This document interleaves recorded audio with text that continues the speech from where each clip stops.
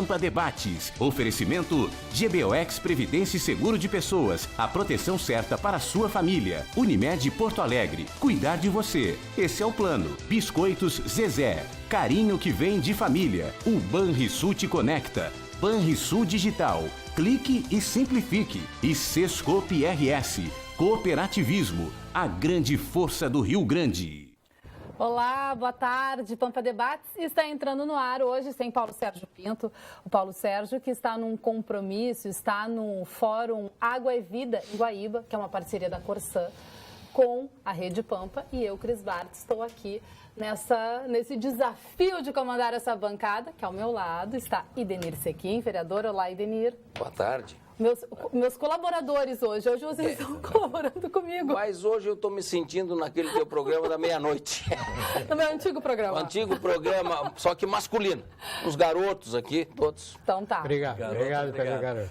Garotos é bom, né? Bom. Aqui o professor Ledur.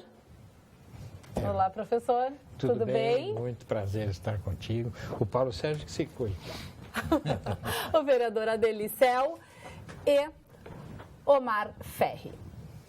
Todos aqui junto comigo para fazer o Atualidades Pampa. Já estou me confundindo toda, né? Fazer o Pampa Debates de hoje. A gente vai começar falando que semana passada o trabalhador, as pessoas, os cidadãos foram pegos de surpresa com o aumento da gasolina em mais de 40 centavos. O aumento da gasolina que teve fila em postos, teve gente reclamando, postos que assim que foi anunciado já aumentaram a tarifa e já passaram a vender até mais do que no aumento previsto, que era de 41 centavos. E hoje, uma liminar de um juiz do Distrito Federal suspende esse aumento de combustível. Como é, Sequim? Pode isso? Isso vai refletir na vida do cidadão? Bom, a gente vai pagar a gasolina num valor menor? Nós já estamos pagando um absurdo a gasolina. Eu também acho que ninguém gosta de aumento nenhum. Muito menos da gasolina. Se nós tivéssemos a opção do transporte coletivo de massa, o metrô em toda a cidade, mas nós dependemos da gasolina. O transporte de qualquer produto alimentício depende do combustível. Então nós pagamos um absurdo. Eu acho que isso é fruto da irresponsabilidade dos governos nos últimos 100 anos, vamos dizer assim, Fer. 100 anos não existia ainda o automóvel. Não existia o automóvel, mas já eram irresponsáveis os governos, não é? Não tinha problema, pelo menos. Então nós estamos pagando caro por essa irresponsabilidade dos governos que se sucederam e estão pagando. Eu não sei se essa liminar é de um juiz substituto de Brasília, que temos que respeitar, não porque ele é substituto, mas eu não sei se ela se mantém, não. O governo disse que não foi notificado ainda durante o dia, pelo menos era a última informação que eu tinha. Eu, do jeito que a gente conhece, acho que vai ser alguém do Supremo que vai caçar essa liminar, eu acho que não dura mais que um dia, a liminar. Os doutores, do ponto de vista doutor jurídico. de direito aqui tem o doutor Ferri aqui. Para isso, então, esse execrável presidente da República deveria dirigir uma mensagem, convocar o procurador-geral da Federal para que ajuizasse uma medida pedindo a suspensão desta liminar concedida a juiz de Brasília. Primeira instância. Juiz substituto de uma vara lá de Brasília. Eu acho que esta liminar foi bem dada. Espero que ela não seja derrubada. Este país está vivendo momentos de alta dramaticidade de corrupção. Por que o governo federal aumentou o preço da gasolina? Por todas as notícias veiculadas por todos os órgãos que influem na opinião pública desse país e dito também por todos aqueles que entendem alguma coisa nesse setor dessa política corrompida do centro nervoso político brasileiro, afirmam que com estas verbas tiradas do orçamento e destinadas para compra de deputados federais para manter o presidente da República no poder, quer dizer, essa negociata transformando a presidente da República numa banca de negociatas, porque esses deputados que, através da distribuição da verba orçamentária passaram a, então, votar no presidente da República, foi material humano da pior espécie, porque são mercenários, escórias políticas que se venderam. E por causa disso, e por tudo aquilo que ocorreu de corrupção neste país, Mensalão, Petrolão, CARF, aqueles problemas de sonegação e de vigarices, etc, etc, etc, o governo joga nas costas de toda a população brasileira esse brutal aumento da gasolina. Mas eu... Tomara que esta liminar permaneça e tomara que a justiça levante a cabeça em caráter definitivo e de uma vez por todas para terminar esta alteração da ordem moral que infelicita o país nos dias de hoje. Doutor Omar, olha só, o juiz é o Renato Borelli, da 20ª Vara Federal de Brasília, e ele entendeu que o reajuste é inconstitucional por ter sido feito por decreto e não por projeto de lei. E ele acha, olha só, ele diz que não pode, o contribuinte não pode ser surpreendido pela cobrança não instituída pela lei, ou majorada pela lei. Nós não temos mais controle de preço no Brasil, né? Nós tínhamos uma época que nós tínhamos o chamado controle de preço. O governo determinava certos preços. Hoje não tem. É até proibido. Hoje até uma pessoa disse, que estudioso desse assunto, que os postos que aumentaram no dia subsequente, que eu acho uma imoralidade, também não teriam cometido nenhuma irregularidade. Inclusive, o PROCON de Porto Alegre tomou uma medida, na minha opinião, correta, de divulgar no seu site os valores de todos os postos de combustível para que o cidadão possa verificar onde está mais barato. Mas é um cartel. Aí o Sequim coloca outra coisa muito importante. A gente sabe a cartelização no Brasil. Eu acho que sim, esse seria um tema para uma ação civil pública, não sei assim que se chama, FEC, questionando a cartelização da venda de gasolina na ponta. Aí eu acho que sim, nós teríamos um efeito maior, que a gente podia mobilizar a nação brasileira para manter uma medida dessa. Como é um juiz de primeira instância, mesmo, bom, só pode ser uma vara federal, né? Mas evidentemente não vai se manter essa liminar. Olha aqui, só para te ajudando, antes desse aumento, quem viajasse para zonas do interior aí... Novo Hamburgo. E retornasse por Novo Hamburgo, São Leopoldo, Novo Hamburgo, Portão. A gasolina, o preço da gasolina era mais ou menos 10%. Mais. Eu abasteci a 3,12, em Porto Alegre está 3,79. E agora vem esse brutal aumento. Aí não tem explicação. O Ministério Público, que cuida tão bem das coisas, quando ele se meteu no esquema da gasolina, ele conseguiu levantar o preço.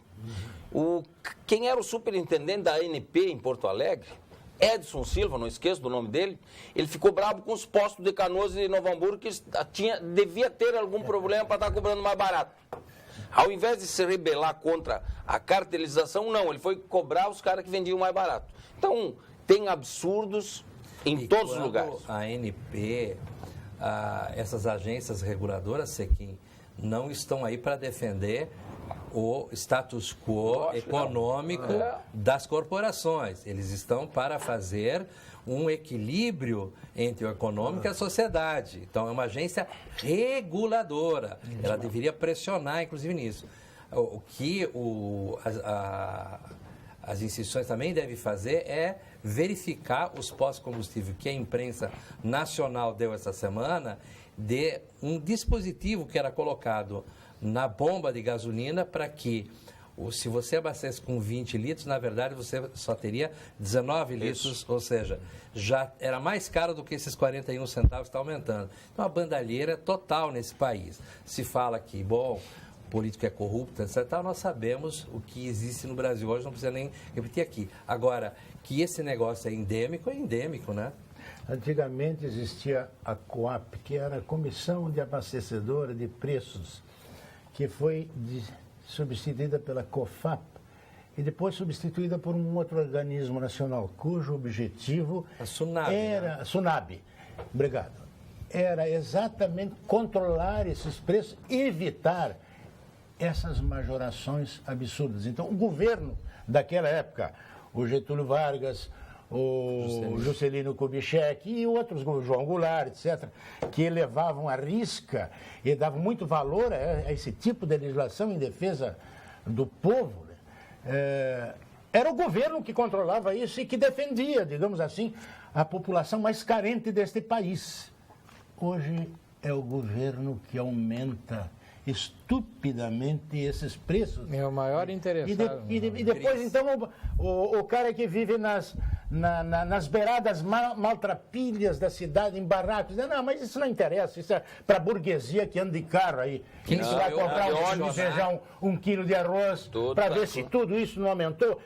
E cai no lombo deles o maior peso dessa verdadeira injustiça social. Porque a proporção, para ele, é muito maior. Ledur, mas quem sou eu para questionar esse juiz? Mas convenhamos que a tese que ele levanta, eu acho que não vinga, porque você quer alguma coisa fora de controle que aumenta, não quando o governo diz que vai aumentar, do que taxas e pagamentos que você faz num banco. Você nunca sabe o que você está pagando. E quando eles aumentam e quando eles cobram coisas. Então há um descontrole. Isso que o Ferri fala é muito importante. No tempo da Tsunami, com todos os problemas que havia, mas havia um certo controle de preços. Agora se controlaram para cima, os cartéis. O doutor Omar falou que a justiça tem que se impor diante de todo esse cenário que está acontecendo e tal, de corrupção, enfim, o que eu concordo também. Só que o Beto de Sapucaí, ele está lembrando do filho da desembargadora do Mato Grosso, que foi pego com 130 quilos de maconha, com fuzis, pistolas, e aí foi diagnosticado com uma... Depois, né? Depois disso, os 2 mandados de prisão dele foram suspensos e ele foi diagnosticado com uma síndrome rara. Mas não aconteceu essa síndrome rara em relação ao filho do Renan Calheiros, que deve ser... Céu, me ajuda. O governador. Prefeito... Governador do Alagoas. Governador. Do Alagoas. Houve uma representação ao Tribunal Regional Eleitoral de Alagoas, acusando ele de ter usado o poder econômico, isto é, distribuído dinheiro e comprado votos. O inquérito apurado pelo próprio Tribunal Regional de Alagoas constatou e comprovou que esta denúncia tinha substância, tinha fundamento e foi comprovada. E mesmo assim... Aí os tribunais superiores, principalmente o de Alagoas, depois não sei se houve recurso ao Tribunal de Brasília. Eles disseram não, mas foi... Então, o fato realmente foi coisa de pouca importância, ele até ajudou essas pessoas necessitadas e absolveram o vigarista. É igual a mulher do garotinho, foi a mesma coisa no Rio de Janeiro. No caso do Amazonas... O governador foi cassado no Tribunal Superior Eleitoral. E a melhor defesa que eu vi e ouvi foi do Luiz Roberto Barroso. Brilhante, como em várias coisas que ele tem colocado no Supremo, que eu acho que com muita galhardia, com muita correção. Então, nem tudo está perdido. Agora, esse episódio do Renan Calheiros comprova outra coisa a mais, que a laranja nunca cai longe do pé. Quem sai aos seus não degenera. E falar em Renan Calheiros, eu queria fazer uma pergunta para vocês. E os críticos do Renan Calheiros? Que eram os mesmos do Temer, Silenciaram. Silenciaram. Por quê? Será porque o Renan Calheiros espertamente saltou para a oposição? E foi bater panela junto com a outra turma? Não se fala mais em Renan Calheiros. Ele tem 12 processos, 12 indiciados. Vocês têm visto como, inclusive, querem apressar a reforma do Código de Processo Penal no Congresso Nacional? Não que eu acho que o Código de Processo Penal brasileiro é essa dureza que alguns acham. Não é bem assim. Tá? Eu acho que nós temos leis penais e o Código de Processo Penal é muito duro com os pobres, com quem sempre teve a margem. Né? É muito generoso com outras coisas. Agora, o Congresso Nacional caminha celeremente para fazer uma mudança substantiva no Código de Processo Penal. Para beneficiar quem? Aqueles que estão hoje com a corda no pescoço. Os ladrões. Os ladrões. Relembrando Giordano Bruno, que ingenuidade a minha pedir aos donos do poder a reforma do poder. Não vou... Mas nesse segmento, peraí, tem mais coisas aí, vocês me fizeram lembrar outras coisas. Vocês se lembram do salto tríplice do Adhemar de Barros? O Adhemar de Barros roubou, foi condenado. Confessou que roubou. Decretaram a prisão dele e ele deu um salto, foi para a Bolívia. Depois deu um outro pulo, veio para Uruguai e Argentina. Conseguiu um habeas corpus, aí retornou gloriosamente para o Brasil. O Jader Barbalho, que roubou, que se avançou nos dinheiros públicos ao redor de 2 bilhões, há uns 15 anos atrás, foi condenado. Quando foram cumprir a prisão, prenderam o Jader Barbalho. Ele ficou horas preso no habeas corpus. A justiça soltou ele logo. E o terceiro caso é o Maluf, procurado em 80 e tantos países de todo o mundo, aqui no Brasil, deputado federal e andando livremente pelas ruas. Agora, aquele estudante, Céu, que roubou uma garrafinha de cachaça que valia R$1,70, foi preso em setembro, estudante universitário, e ficou 4, 5 meses preso.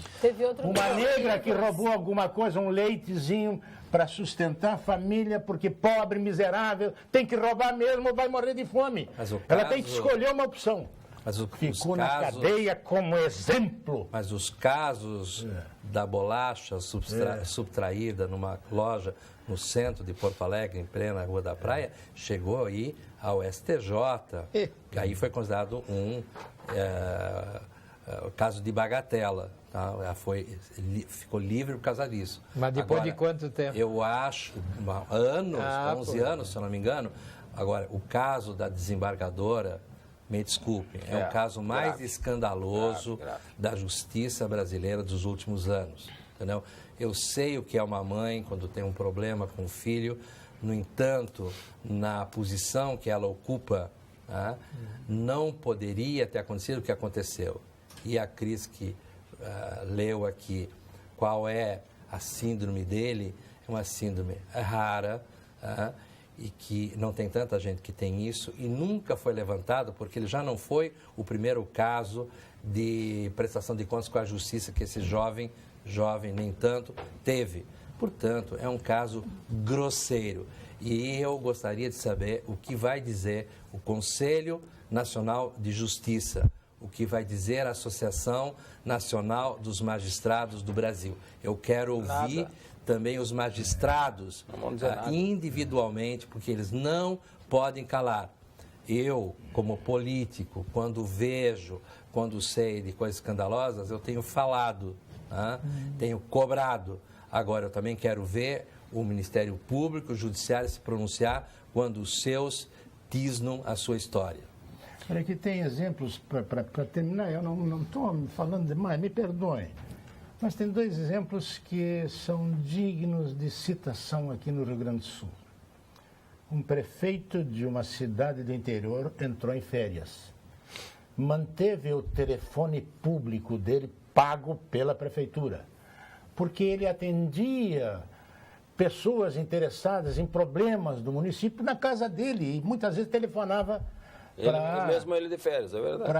Para secretarias, governo estadual, etc., para resolver problemas que diziam respeito àquele município. Pois ele foi processado, foi condenado, mas eu fui advogado dele, me desculpem, eu absolvi ele no Tribunal de Justiça do Estado. Muito bem, mas outro não conseguiu. Eu não me lembro qual é o... Mas antes disso passou pelo Tribunal de Contas, pelos auditores do Tribunal, pelo Tribunal, não foi? O Tribunal de Contas não chegou a entrar nesse caso. Mas há um município no Rio Grande do Sul que eu tenho anotado, eu tenho arquivos implacáveis. Eu tenho anotado lá, tem o nome do prefeito, que em determinada ocasião o advogado do prefeito pegou esse negócio de transmissão de mensagens, como é um fax. Emitiu um fax para não sei para onde. Enfim, usou o fax. Faz tempo já, então. Faz tempo. Faz 10 anos por aí.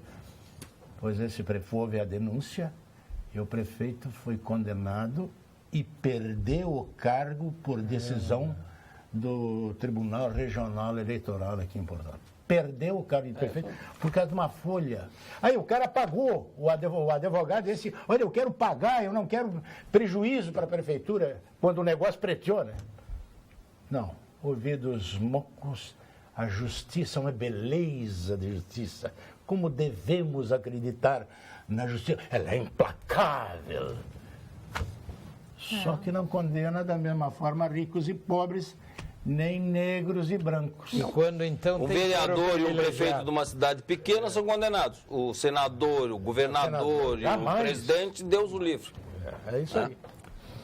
Olha só, chegou aqui uma mensagem para o senhor, doutor. Opa. Osmar, homem de caráter. Parabéns, doutor. Você merece o respeito de todos os gaúchos. Quem fala é o Edemar. Muito obrigado, Edemar. Mas outro Rimou assunto... com o Omar, né? Edemar, Omar, farinhas do mesmo saco. Mas outro A mesma semântica. Omar não tinha medo nem dos generais, imagina se, né? Outro assunto que promete ainda, dá muito o que falar e promete causar muito impacto na vida do cidadão, é que a Prefeitura envia à Câmara pacote para reduzir isenção em tarifas de ônibus, a questão dos cobradores, da isenção dos idosos. A tirada dos cobradores. Retirada dos cobradores, desculpa. Paulatinamente. Como vai ser isso? Vai ser um assunto não apenas desse momento, mas isso vai dar muito pano para manga, Sim. né? Eu acho assim que nós temos alguns exageros que são algumas benesses que são dadas aí, que não têm sustentação. Por exemplo, o oficial de justiça ganha e ainda ganha... Isso está errado, isso não pode acontecer. O pessoal dos Correios. O Correio é uma empresa pública, ela tem que pagar. Tem que pagar vale transporte. Vale transporte, claro. entendeu? E o fim da gratuidade dos idosos entre 60 e 64 anos? Acho que essa é uma discussão. Vai ser muito difícil aqui, porque aquilo que já foi dado é difícil tirar. Entendeu? Agora, nós também temos que fazer. Mas isso não vai ser tirado, os que já têm vão continuar. Não, evidente. Os que já têm vão Isso continuar. é um direito adquirido. Eu acho aqui que hoje, pela longevidade que as pessoas têm, nós devíamos de manter a legislação federal, 65 anos. É isso aí. Esse é acho que é o correto. Eu sei que muitos vão dizer, mas você... Não, mas é o seguinte, gente, com 60 anos a maioria das pessoas estão trabalhando, e nós temos que valorizar no transporte coletivo de passeio de Porto Alegre aquelas pessoas que precisam. Os ônibus andam abarrotados, entende? Em todos os momentos, e então nós temos que cuidar muito, porque a passagem está muito cara em Porto Alegre. Nós temos que fazer um reestudo de linhas em Porto Alegre, nós temos que fazer um reestudo para que hajam combinações de horários melhores. Essa questão do cobrador, isso é polêmico, mas veja o seguinte, cobrador não é mais um simples cobrador, gente. Hoje, quantas pessoas idosas entram no ônibus? Quantas pessoas pegam ônibus para ir no hospital com muleta, gente? O cobrador é um ajudante, o cobrador é um colaborador, Sim. Ele é um explicitador. Ele é um colaborador. Nós temos que ter uma segunda pessoa, isso não vai dar certo, gente. Agora, as questões humanas não podem ser passadas por cima. Outro ponto polêmico desse projeto é a limitação das passagens estudantis, né? Não, mas isso está certo. O estudante não usa mais que 4 passagens para ir para estudar. Não pode um estudante usar 8 passagens num dia. Eu acho que sabe qual é o problema, Cris? O problema é a fiscalização. Tem gente que usa o cartão do idoso, tem gente que usa o cartão do estudante, que não pode. Que não estuda e tem o cartão tem do que estudante. ver. Eu acho que isso tem que ter um mecanismo. Quando tiver o mecanismo da digital, ou facial no ônibus, vai acabar eu acho que com nós isso. temos que ir por esse... Eu vou me postar por esse caminho. Porque eu já disse aqui, nesse programa, fui muito criticado, que eu não sou um opositor por ser opositor. E nem faço oposição permanente e nem sobretudo. Diga-se de passagem, se olhar no primeiro semestre desse ano, eu sou da CCJ, Comissão de Constituição e Justiça, eu fui talvez o vereador que deu mais pareceres sobre os vetos do senhor prefeito municipal. A maioria deles com nosso total e restrito apoio. E nós defendemos na Câmara alguns projetos que as pessoas duvidavam que nós apoiássemos. O empréstimo de 120 milhões. Nós fizemos a defesa desse projeto, inclusive. Para terminar as obras. Terminar as obras que tem. Porque teve problema. Não, os problemas estão aparecendo. Os caras do DEP eu quero que vão para cadeia, os outros que roubaram sei de onde vão para cadeia, eu quero ver os caras da Contravio para pagar a conta que tem que pagar. Eu não me importo disso. Agora é o seguinte, eu quero uma cidade que tenha diálogo, que as pessoas se respeitem, que a gente na Câmara pense a cidade, que tenha autonomia dos poderes. Viva Montesquieu, executivo, legislativo, judiciário, em forma colaborativa, mas com independência. Que a gente possa pensar, mas que a gente pense a cidade conjuntamente. O Tchequinha aqui sabe muito bem os discursos que eu tenho feito, junto com alguns outros vereadores, no sentido de nós criarmos uma verdadeira frente em defesa dos interesses de Porto Alegre. E que a gente faça as disputas político-partidárias que tiver que ser feitas, mas que a gente pense grandes projetos para a cidade conjuntamente. Sequim, Prefeitura envia para a Câmara esse projeto. E agora? A partir de agora, como vai ser? O vereador Adelir disse muito bem. Esse será um assunto do semestre, eu acredito. Será? Isso não é projeto para aprovar em 30 dias, 60 dias. Isso vai ser muito discutido, isso certamente haverá audiência pública, vai ser uma discussão na imprensa, na Câmara, no Executivo, nas escolas, na associação de moradores. Isso é um assunto que diz respeito à cidade e às pessoas. O apelo que eu faria aos vereadores, muito bem representados aqui, é que evitassem os extremismos. Nós aqui, os dois vereadores, somos... Eu tenho uma convicção. Longe desses extremistas. O correto está sempre no equilíbrio das coisas, nunca nos extremos. Na estrada a gente nunca anda pela valeta esquerda e nem pela direita, anda pelo centro da estrada. Eu queria falar sobre a desobrigação dos cobradores. O que vai acontecer com quem está trabalhando ou quem está esperando uma vaga de emprego? Eu ouvi hoje o diretor-presidente da IPTC e ele disse que aqueles que estão não se mexem. É só aqueles que saem por justa causa, aqueles que se aposentam, a empresa não terá mais a obrigatoriedade de substituí-los.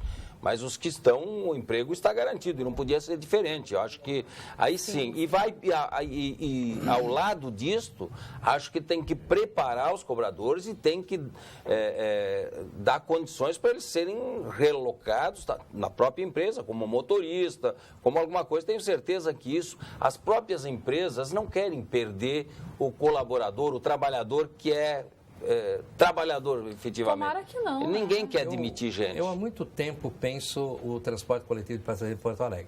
Digo que vamos fazer uma homenagem aqui ao Aloysio Filho. Aloysio Filho foi um diligente, vereador de Porto Alegre. A Câmara Municipal se chama Palácio Aloysio Filho. Ele foi uma pessoa que foi 28 anos vereador em Porto Alegre, 10 anos presidente da Câmara. Ele foi um dos primeiros vereadores a levantar o problema do transporte coletivo em Porto Alegre. E ele era um cara muito focado no quarto distrito. E a gente tem que fazer essa homenagem a ele, porque o nosso problema continua sendo o transporte coletivo de passageiros. Eu vou advogar a favor da manutenção do cobrador com esse espírito mais amplo de um colaborador com o motorista, para resolver os problemas da entrada, descida, organização.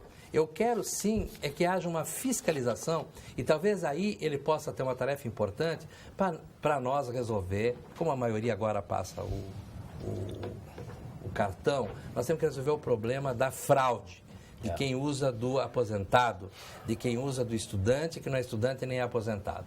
E só com isso nós teríamos uma belíssima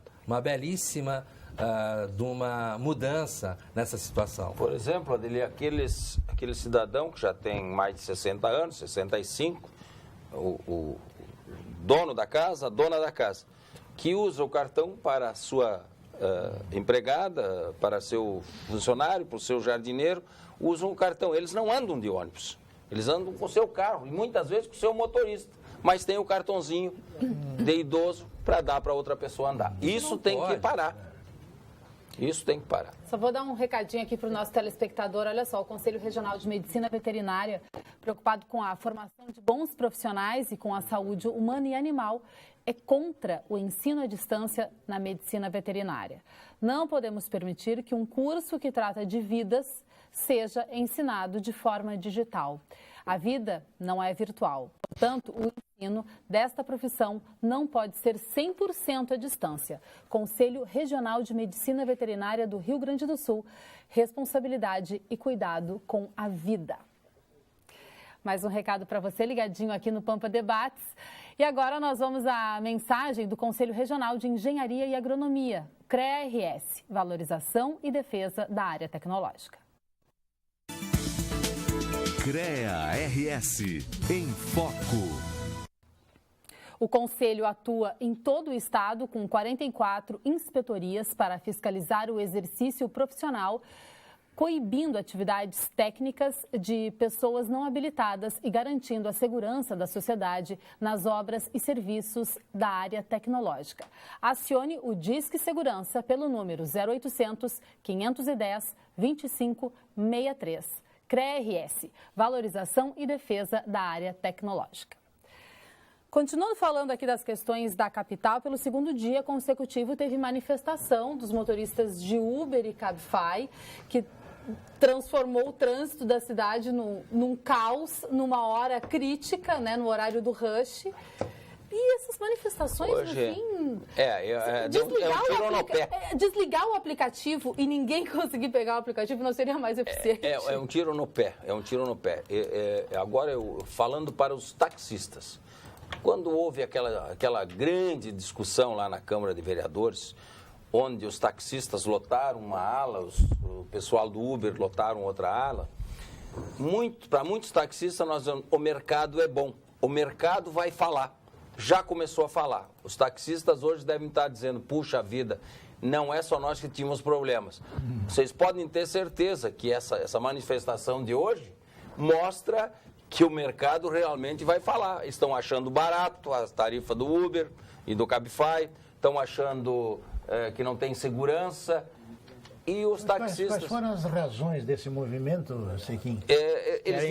Eles querem aumento. Diz que a tarifa está muito baixa. Porque ela foi regulada pela Câmara de Vereadores. Não, pelos próprios aplicativos. É o mercado que está regulando. O Uber tinha um preço, o Cabify baixou e começaram a baixar. A percentagem também que tem que pagar, que nós falamos para eles que era caro. Aquele era o grande momento de questionar. 25% do que eles ganham, eles pagam para o Uber. Ou o Cabify. Então, eles têm que questionar naquela época. Eu posso falar isso porque eu, antes de o projeto vir para a Câmara, eu me manifestei dizendo que o Uber era legal, porque eu tinha, inclusive, segurança jurídica sobre isso. Eu fui criticado por muito taxista, e eu sou amigo de muitos taxistas, mas eles sabem que nós precisamos ter o melhor transporte individual, como precisamos ter o melhor transporte... E, aliás, os táxis melhoraram muito depois disso. Evidente. O taxista melhorou muito. Quando há esse tipo de conflito, às vezes... Consequência da competição. Consequência da competição. É bom para todo mundo. E acho o seguinte, as pessoas vão usar cada vez menos carros se nós tivermos bons táxis, bons taxistas. Verdade. Se o Uber, o Cabify funcionar bem, como até aqui acho que estava funcionando razoavelmente bem, as pessoas vão deixar o carro em casa. E tem pessoas que vão vender o seu carro. Se eu não tiver uma necessidade premente para usar o carro... Por que eu vou ter carro? É muito mais barato eu usar um aplicativo ou pegar o táxi que está passando na frente da minha casa, na minha rua, porque senão eu tenho que pagar o licenciamento do carro, eu tenho que pagar o seguro do carro, eu tenho que pagar a gasolina, pagar o conserto, a revisão. E o estacionamento é uma fortuna, que está mais caro do que as corridas. Depende do lugar onde você vai, é muito mais barato pagar um táxi ou um Uber Cabify do que pagar o estacionamento. Os estacionamentos estão todos acima de 15, 20 reais a hora. Porque tem outra ilusão. Na Câmara aprovou, contra o meu voto de poucos outros, um projeto que diminui e obriga para 15 minutos. É uma ilusão, é uma ilusão. O sujeito que pagava antes 8 por meia hora vai pagar agora 6 por meia hora. A meia hora que era 8 vai passar para 12. Pode escrever. Isso que vai acontecer. Vai aumentar o preço. O mercado é cruel. Por isso que nós temos que, assim, está muito caro o estacionamento, não estaciona. Isso me faz lembrar os 50% de desconto sobre 200% do valor. Eles aumentaram, Tem uma pergunta aqui para o vereador Adeli. A Neuza de Carazinho, ela quer saber mais em questão dos carteiros que não pagam a passagem.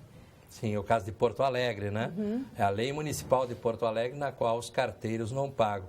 E a lei não é clara se é o carteiro que pega o ônibus para ir para casa, para o trabalho, ou aquele que está trabalhando. Que está trabalhando. Né? Ou seja, é generalizado. Tá? Assim como o oficial de justiça. Entendeu? Isso está errado. O oficial de justiça, inclusive, tem uma verba para isso. Tá? Então, isso está errado. Isso não se sustenta. Não vou defender isso jamais em Porto Alegre.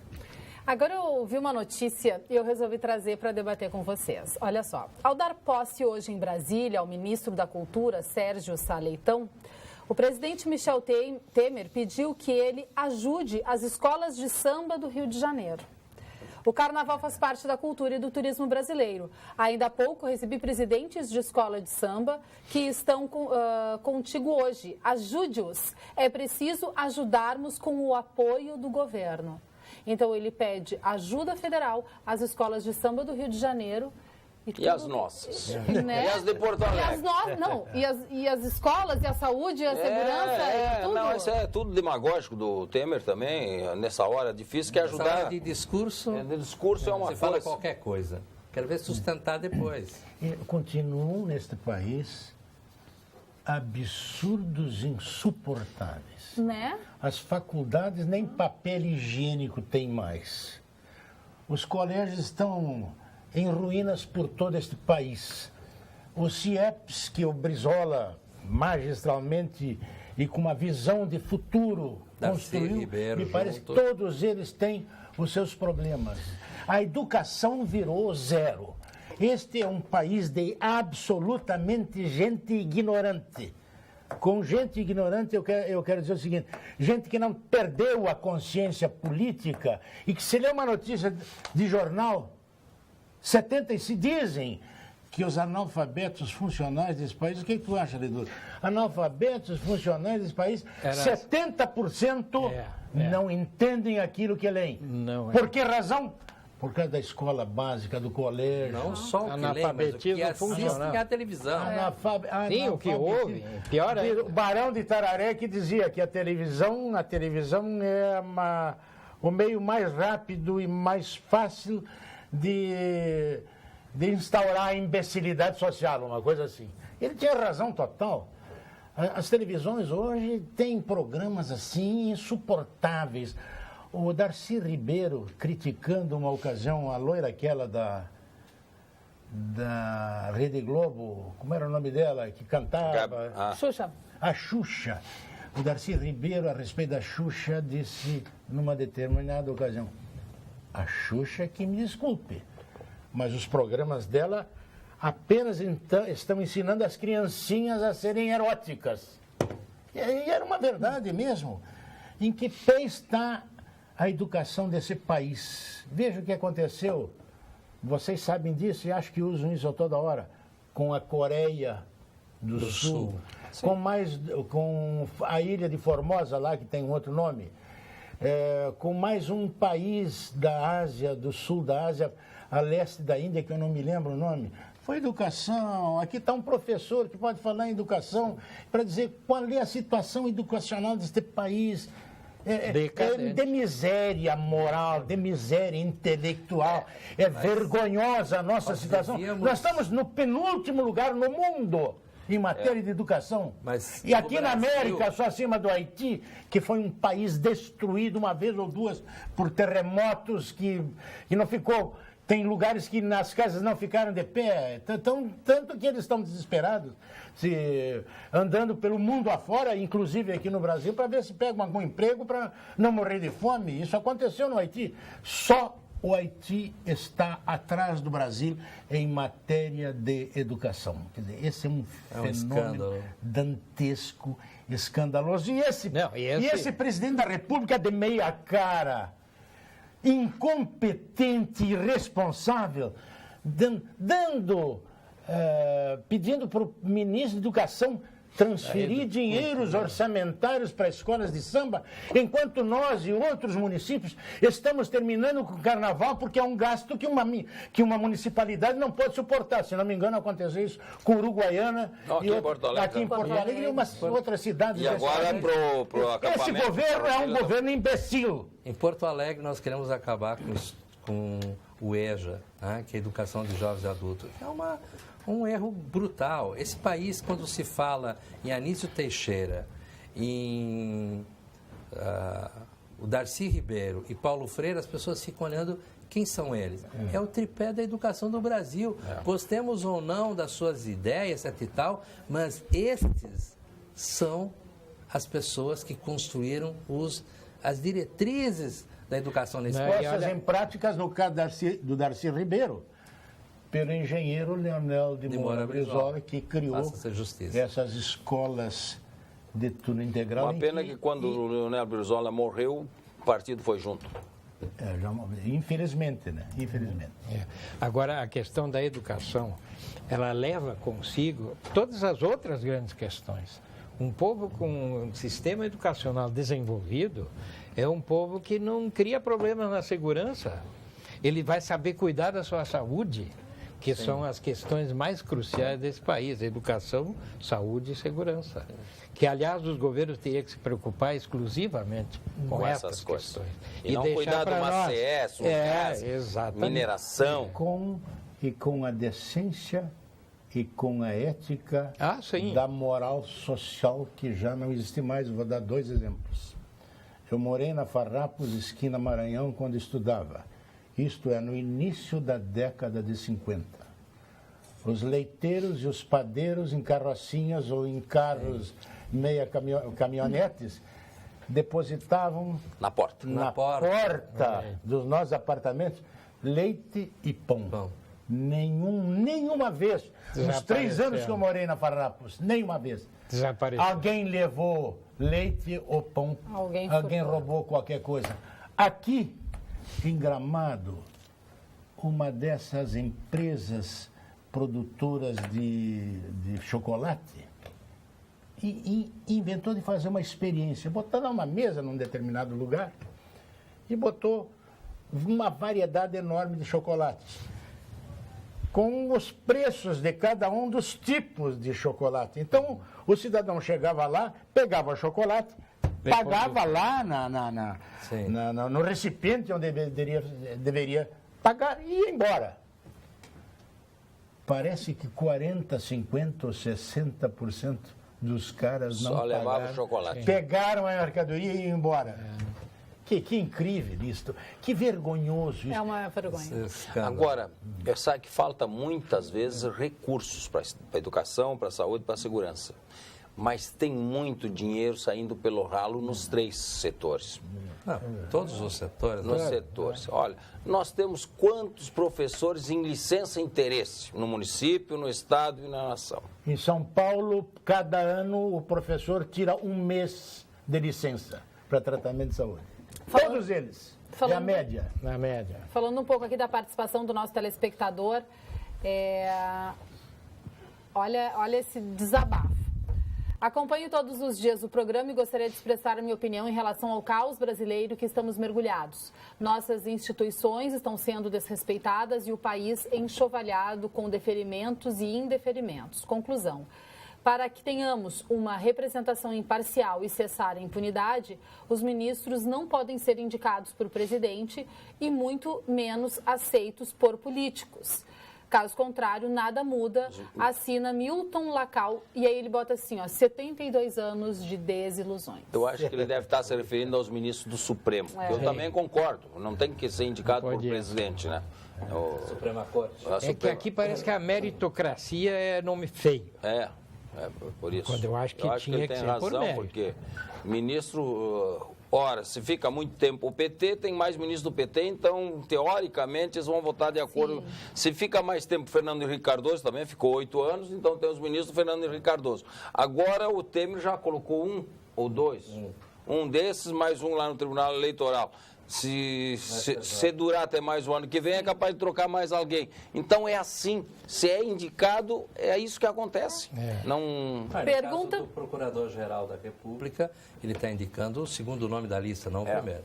Mas eu acho que aí está certo, senão não precisaria ter lista tríplice. Se é para botar o mais votado, não tem que montar lista tríplice. Eu acho que isso está certo. Pergunta para o Omar Ferri.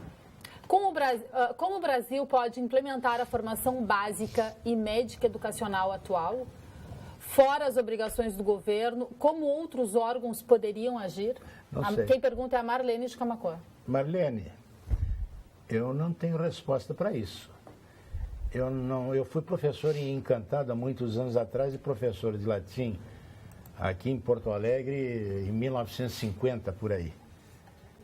Mas eu não tenho condições intelectuais e não conheço com alguma profundidade esse assunto educacional. Eu apenas vejo da superfície para cima. O que existe na subjacência das coisas educacionais desse país, eu realmente não sei que medidas eu deveria tomar, não sei o que se deveria fazer.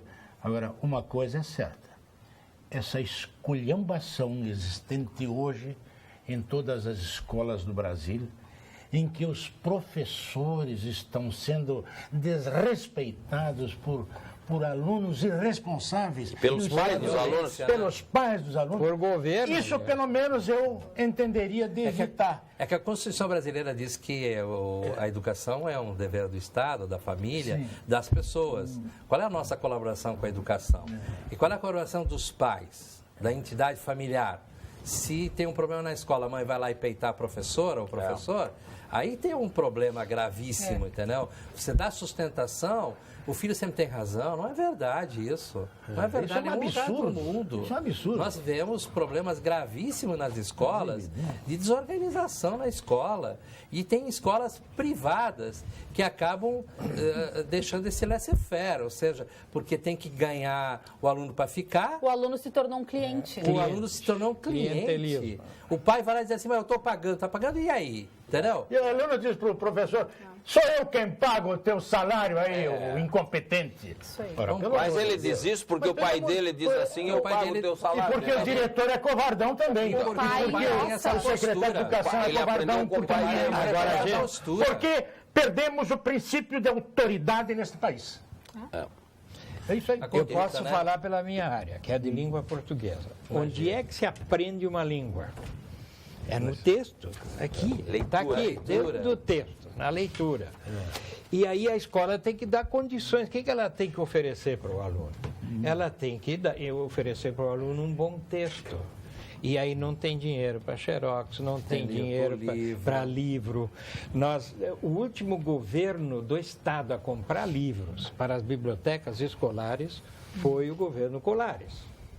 Não comprou nenhuma fábula de Limaco. Foi o último governo a comprar. Quantos governos tivemos depois? Quantos anos se passaram?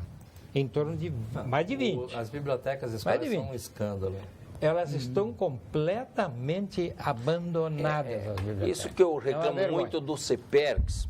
Aqui no Rio Grande do Sul, certamente, um dos culpados da má educação é o CEPERCS. Que fez greve e não vi uma vez o CEPERCS falar da biblioteca. Se ideologizou. Ideologizou. Aí como é que esse aluno vai aprender português se ele não tem contato com textos? Por que o CEPERCS não chama quem entende educação para falar um pouco? Falando em português, professor Ledur, a Maria Helena Avelini tem uma dúvida. Pois não. É assim, pergunte para o professor Ledur qual é o correto. Foi eu quem mandou? Fui eu quem mandei? Fui eu que mandou? Bom, então vai aí essa. Se optar por usar que, pode optar por usar que ou quem. Se optar por que, a concordância se dá com o pronome. Fui eu que mandei. Então, o que mandei. Acontece a concordância. Agora, se optar por quem, aí tem um ônus. O quem impessoaliza o verbo. Leva o verbo fatalmente para a terceira pessoa. Aí vai dar, fui eu quem mandou. Fui eu que mandei, fui eu quem mandou. Não pode cruzar nunca, que vai dar errado sempre. Língua portuguesa é aquilo, né? Quanto mais a gente aprende, mais a gente vê que a gente... Mais a gente precisa do ledor. Precisa de orientações. Olha só... Queria complementar. Um professor chegou para mim e disse esses tempos que ele mencionou para um grupo de 2 ou 3 alunos o governador Leonel Brizola. Eles não sabiam quem era o governador Leonel Brizola, os estudantes. E uma ocasião eu falando Agora pergunta se ele sabe quem é o Frei Boff. Todos sabiam. Uma estudante não sabia quem era o senador Pedro Simão, que eu disse, eu vou jantar com o Simão hoje. Conhece Simão? Eu disse, não sei nem quem é. Mas é senador da República, aqui do Rio Grande do Sul. Desculpe, eu te interferi. Mas eu queria fazer uma homenagem, já que nós estamos falando de escola, e eu vou falar de uma escola pública, que se dedica e tem participação total dos professores, das merendeiras, das tias que cuidam do pátio, dos pais dos alunos. A Escola Liberato Salzano Vieira da Cunha, lá no Sarandi. Dá gosto de se visitar essa escola e ver o que eles fazem. Escola municipal, pública municipal. Eles cuidam de arte, cuidam de tudo, muitas vezes sem condições nenhuma. Tem um baita de um auditório, é uma escola municipal e pública. Então, eu tenho que fazer uma homenagem para ter uma direção exemplar. É uma direção compartilhada, é diferenciado. Já a gente vai ter que fazer outra homenagem que me cobraram aqui no nosso WhatsApp, mas antes eu tenho um recado para você que proteger a sua casa com a Unicred valoriza seus melhores momentos. O nosso seguro residencial oferece tudo o que você precisa para ficar mais tranquilo e seguro. Conheça a flexibilidade nas coberturas e os diferenciais exclusivos que só a nossa instituição financeira cooperativa tem quando pensar em seguro residencial. Escolha a Unicred. Mais valor para você. E agora vamos ao nosso quadro de saúde, com o comentário do Dr. Gilberto Schwartzman. Boa noite, eu sou o professor Gilberto Schwartzman, sou especialista no tratamento do câncer. Quando localizado, o câncer de intestino é totalmente curável com cirurgia. Infelizmente, as coisas se complicam quando a doença é diagnosticada numa fase em que as células malignas já se espalharam por outras partes do corpo. Por décadas, os pesquisadores buscam novos medicamentos para combater essa doença. Eu gostaria de chamar a atenção dos senhores e senhoras para alguns avanços muito importantes que ocorreram nos últimos anos no tratamento dessa doença. Hoje, há medicamentos capazes de inibir de modo muito eficiente o crescimento desse tumor. O número de pacientes com doença controlada, mesmo quando a doença já não é mais localizada, é cada vez maior. Além disso, os cientistas descobriram tratamentos imunológicos que, associados à quimioterapia, melhoram muito os resultados do tratamento. Converse sobre esse assunto com o seu médico. Quem pediu uma homenagem aqui, eu vou deixar para vocês prestarem, é o Magno de Três Coroas, que ele disse que hoje é o dia do colono. E do motorista. E do motorista também. E de um santo que não existe. Qual? São Cristóvão? São Cristóvão. Não existe? Não existiu. Não, a igreja diz que foi uma invenção. Não sei de quem. Que é o padroeiro dos motoristas, como né? importa é a fé, É isso aí. Né? pelo menos esse santo não foi feito pelo decreto do Vaticano. Foi ungido. O imaginário popular. Foi ungido. Então, já me agradei do São Cristóvão. Efetivamente é um dia importante, especialmente no Rio Grande do Sul, porque essa história do dia do colono e do motorista é muito presente no Rio Grande do Sul. Hoje, nós temos várias cidades no interior do Rio Grande do Sul que são aquele feriado escolhido pela municipalidade é o 25 de julho.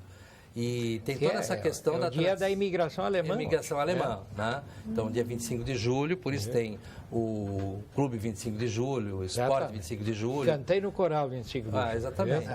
Então, hoje é um dia extremamente importante para essa questão. Aqui em Porto Alegre nós também instituímos o Dia da Agricultura, e as pessoas perguntam, mas por que isso? Nós temos a segunda maior área rural de capital brasileira em Porto Alegre. Nós só perdemos para Palmas, no Tocantins. E nós temos uma agricultura importante aqui ainda na zona sul de Porto Alegre. Muitas vezes abarroada aí pela invasão imobiliária, mas nós temos uma produção de uvas, de ameixas, nós temos aí a nossa festa do pêssego, que sempre permanece ainda em novembro, em janeiro a festa da uva e da ameixa, nós temos aí produção bastante de hortifruti e granjeiros. E nós deveríamos estar discutindo mais, inclusive a agricultura urbana. Há cidades como Quito, aqui no Equador, Rosário, aqui na Argentina, que tem uma forte inserção de agricultura urbana. Cada cantinho de casa, cada espaço que tem na cidade, existe uma produção. E, claro, o motorista, como já foi dito anteriormente, nós somos um país com essa extensão incrível. Hoje a produção de alimentos, basicamente, ela vai pelo asfalto. Nós deveríamos ter muito mais transporte fluvial, enfim, costeiro, mas isso não tem. Mas, Cris, eu queria agradecer a homenagem que vocês fizeram ao colono, porque eu sou filho de colono. Eu também. Fiquei até os 18 anos na roça. E a minha mãe mora na roça até hoje. Minha mãe mora na roça até hoje. Até os 15 anos. Estou me sentindo homenageado por esse dia. Também. O meu avô era agricultor encantado, ele tinha uma área de terras que tinha a parte da frente, bem atrás da igreja de Encantado, 80 Você não é uma metros. bela igreja? Sim, 80 igreja. Florindo Simão foi o padre que construiu aquela igreja lá. A terra do meu avô tinha 80 metros de frente por 2.000 metros. Ela ia até o rio Taquari. Pouco mais de 1,5 hectare. De vez em quando, quando eu era pequeno, eu ia com a carroça junto com ele para cortar cana, batata doce, aipim, comida para os porcos e para as vacas que ele criava.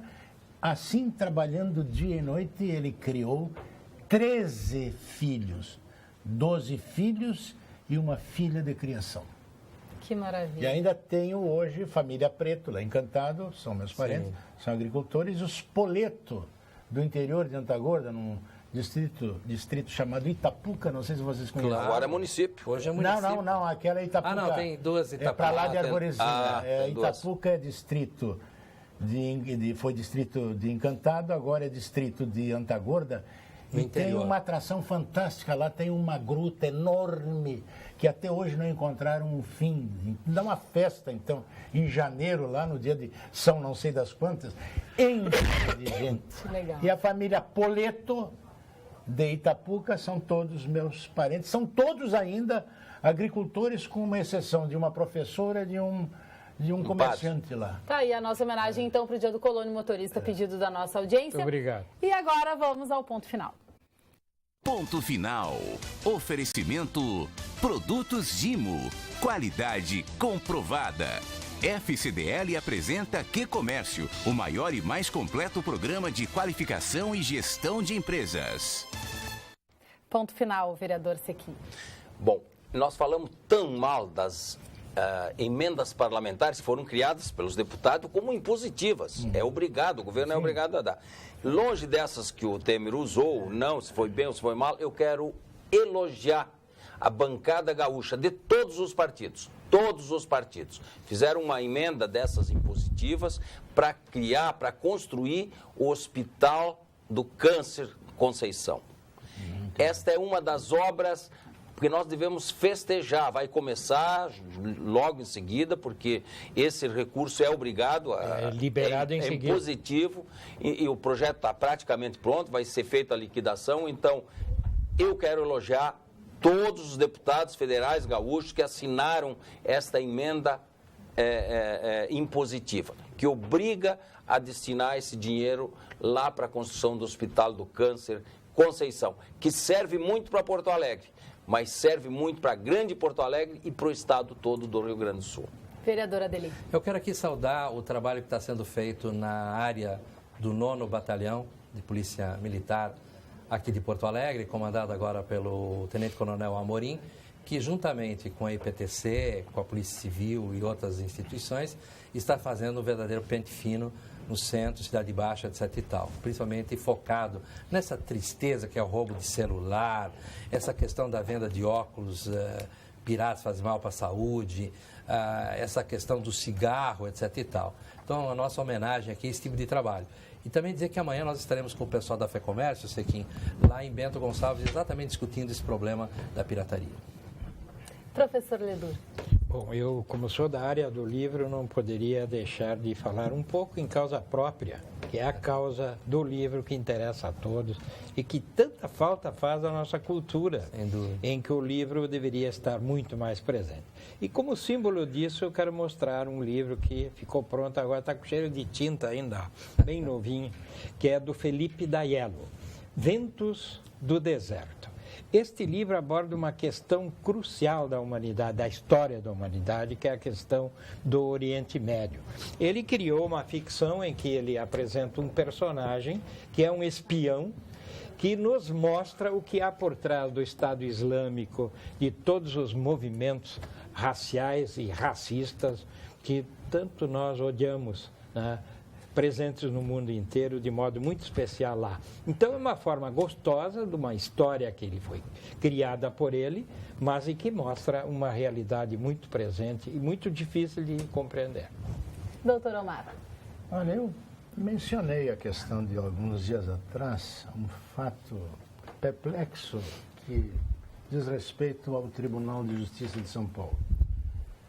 Eu não quero fazer nenhuma crítica à justiça, nem o meu objetivo é esse, muito menos criticar a justiça do Rio Grande do Sul, que eu entendo que ainda, apesar de tudo, é uma das melhores justiças do Brasil. Mas eu denunciei que um desembargador, se não me engano o nome dele era Talini, ele recebeu, com alguns penduricalhos no mês, 700 e poucos mil reais. No mês seguinte, ele recebeu 100 e poucos mil reais.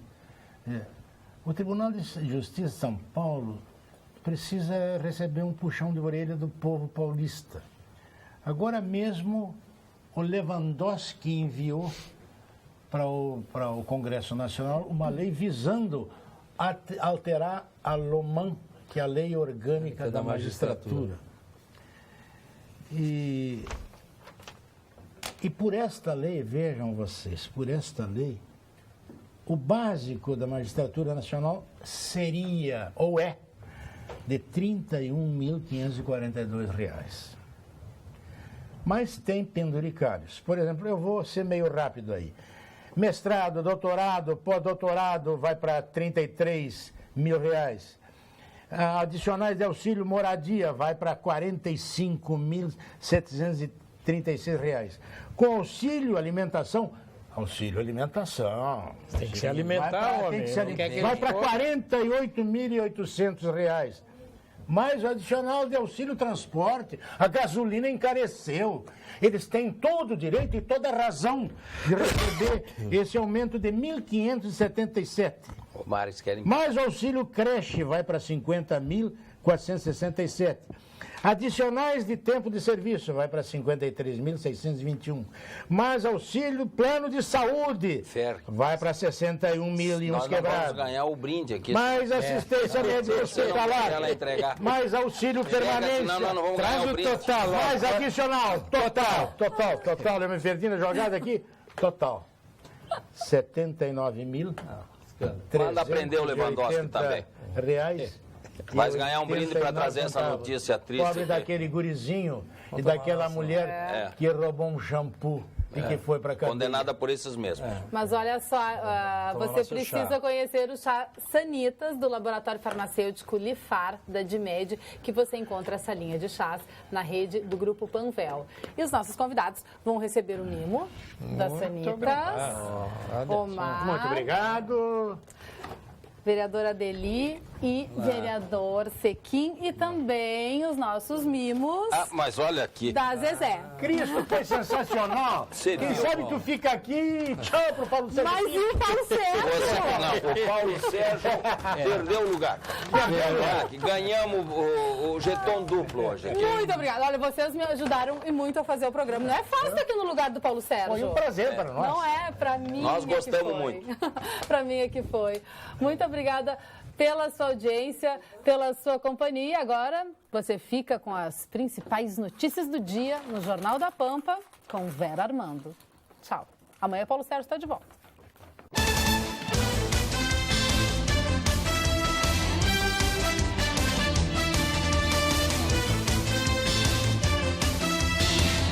Pampa Debates. Oferecimento GBOX Previdência e Seguro de Pessoas. A proteção certa para a sua família. Unimed Porto Alegre. Cuidar de você. Esse é o plano. Biscoitos Zezé. Carinho que vem de família. O Banrisul te conecta. Banrisul Digital. Clique e simplifique. E Sescope RS. Cooperativismo. A grande força do Rio Grande.